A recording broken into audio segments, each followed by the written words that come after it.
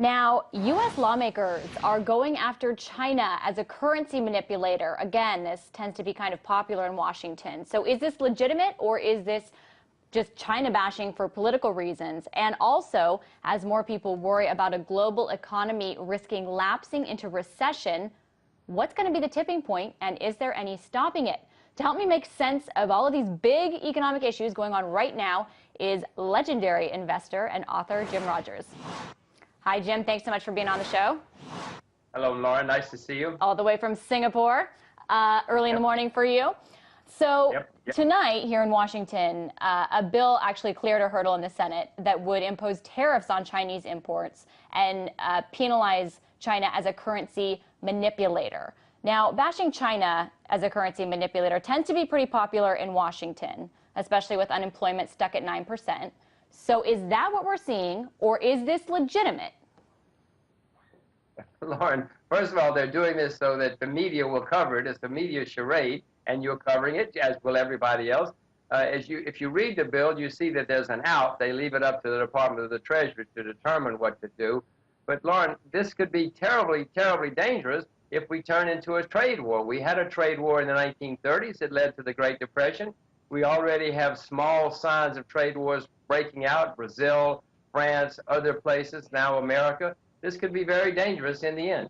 Okay, Jim, I want to get back to this serious stuff, but are you saying that basically I'm a sucker? No, I'm not saying you're a sucker. 535 people in Congress who paid a lot of money and have huge staffs pull this off. They do this, and they give it to you. No, of course it's serious. Lauren, if it turns into a trade war, it is the most momentous thing of 2011. Trade wars always lead to wars. Nobody wins trade wars except, generals wind up fighting the physical wars when this happens. No, this is very dangerous. So, no, you're right to cover it. The problem is Congress is making themselves look good when, in fact, they may be having a problem. Now, to China, and are they manipulating? China certainly has set its currency at an artificial rate, but to their defense, they have been opening it up for 6 years now. Nearly every quarter, they do more and more to make the currency more internationally tradable, and it does find its own level. Would I do it the way China's doing it? No, I would do it this afternoon. I would do it right now. I'd make the currency completely free-floating. I'm not China. They don't listen to me. They don't listen to anybody. They don't listen to you, Jim? No, I know that. I mean, their currency has risen, I think, 30% since 2005. So my question for you, you're talking about a trade war. What would happen in order for that to happen?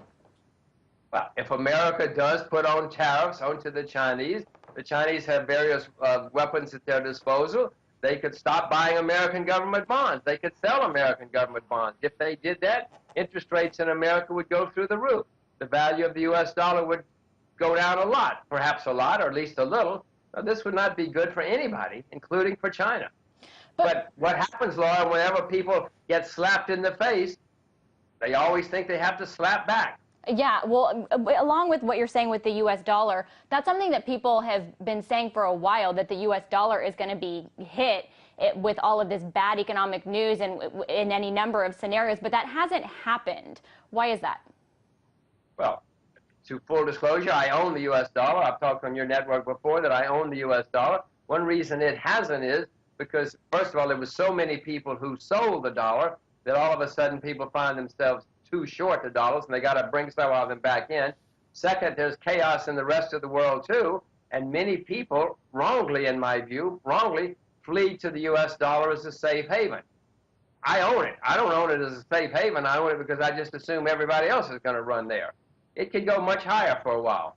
So you own it because you think everybody else is dumb? I don't know that they're dumb. That's your word. You're a good reporter, I'm sure.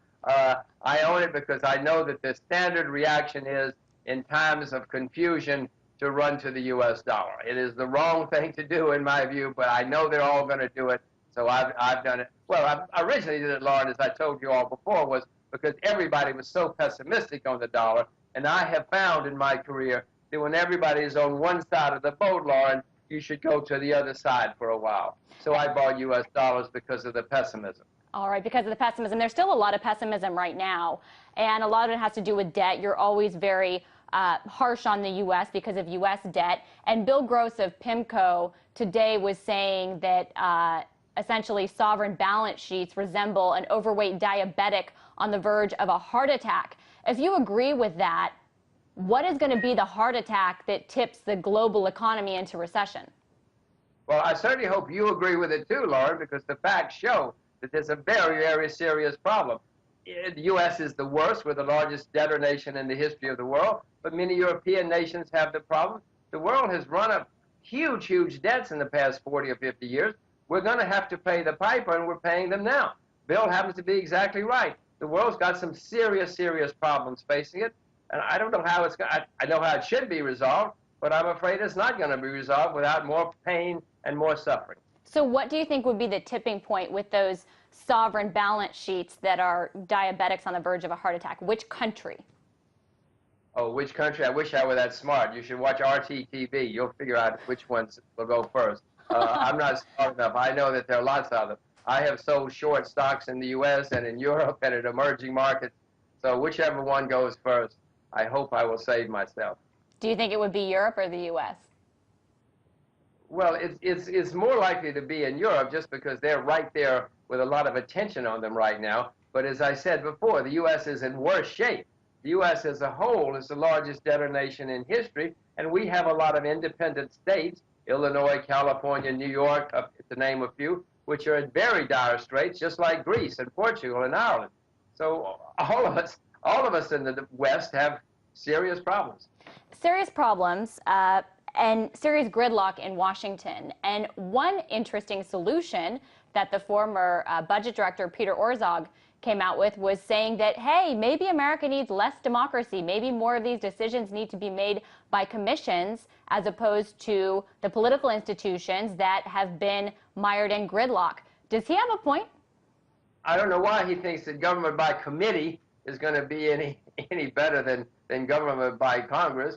No, committees never work. I mean, if you're going to take it to the extreme, what you need is a man on a white horse who will come in and say, okay, enough of this mess, and start over. I'm not advocating that. I'm not advocating that at all. I'm just suggesting that it has happened throughout history when things get really bad. But I don't see that a committee, we've appointed a committee, Lauren. They appointed a committee of 6 politicians. Now, when I say that, I laugh because 6 politicians is not going to be any better than 535 politicians. Mm-hmm.